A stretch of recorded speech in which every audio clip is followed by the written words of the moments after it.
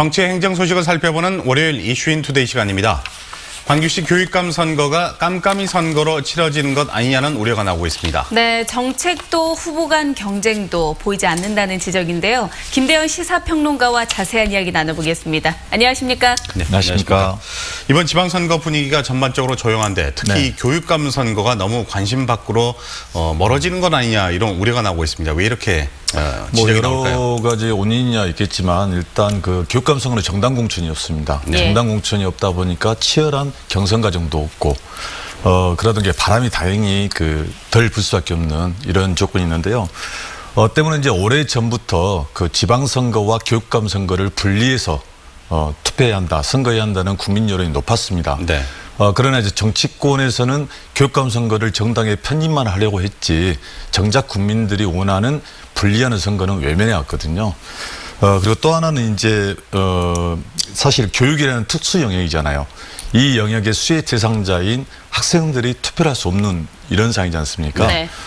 그래서 아마 그 중고등학생들이 투표를 하게 된다면 교육감 선거가 굉장히 열기가 뜨거워지겠죠. 네, 그래서 최근에 뭐 청소년 단체라든가 일부 진보 전당에서는 뭐 16세, 18세, 그렇죠. 18세 이런 기준으로 각자 그 학생들에게도 투표권을 줘야 된다 지적이 나오고 있죠. 네, 그렇습니다. 네. 그리고 또 광주시 교육감 선거, 장희구 현 교육감, 그리고 최영태 전남대 교수, 이정선 전 광주교대 총장 3파전으로 치러집니다. 그런데 이 판세 어떻게 보십니까? 현재는 이제 1강 2중으로 이제 많은 이야기를 하고요.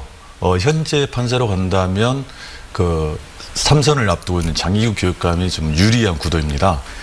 그러나 이제 이런 환경으로 가려면 몇 가지 전제 조건이 좀 있는데, 첫 번째로 보면은 지난 4년 전에는 강주시장 선거가 굉장히 뜨거웠지 않습니까? 네.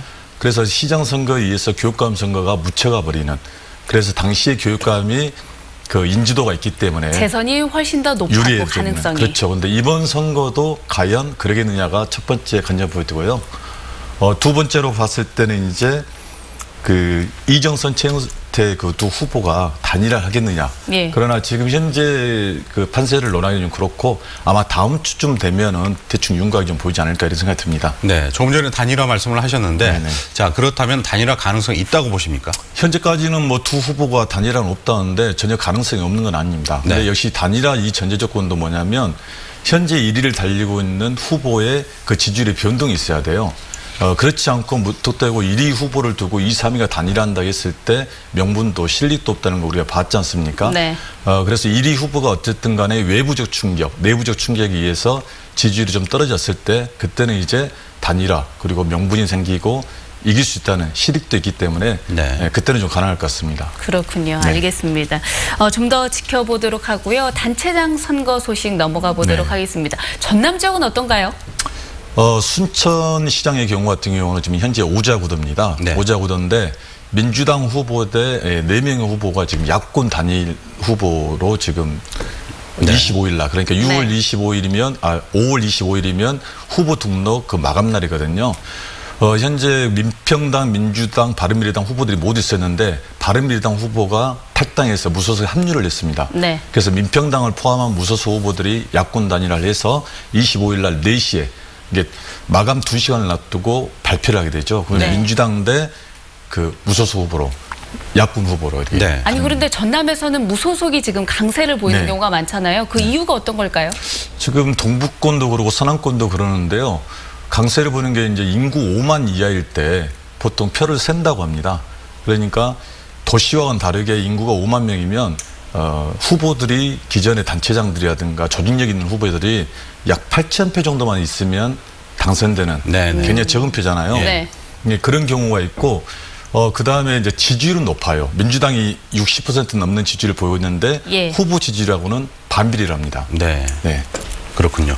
자, 신안 지역이 또 민주당의 전략공천 지역으로 여러 가지 말들이 많았습니다. 어떤 내용인지 설명을 해 주시죠. 일단 뭐 전략공천에 대한 반발로 그 형 군수 그리고 전직 군수가 일단 무소속이고요.